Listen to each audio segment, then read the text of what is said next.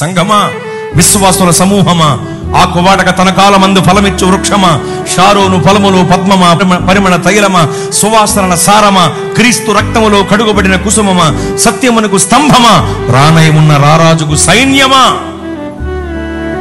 ధైర్యం కలిగి ఉండాలి సుమా, ధైర్యం ఉండాలి. షడ్రక మేషక అబేద్నెగోలంత ధైర్యం, దేవుని ఆత్మ కలుగు చేసే ధైర్యం, పౌలు గారిలో ఉన్న ధైర్యం, దానియేలు గారిలో ఉన్న ధైర్యం, హతసాక్షులైన వారిలో ఉన్న ధైర్యం మనందరిలో నింపబడి ఉండాలి. ఎందుకు భయపడాలి మీరు? భయపడొద్దు అని ప్రభువే చెప్పారు. ఎందుకు భయపడాలి మీరు? దేవునికి లోబడిన అపవాదిని ఎదిరించినప్పుడు వాడు మీ ఎదురు నుండి పారిపోతారని లేఖనం చెబుతుంది. ఎందుకు భయపడాలి?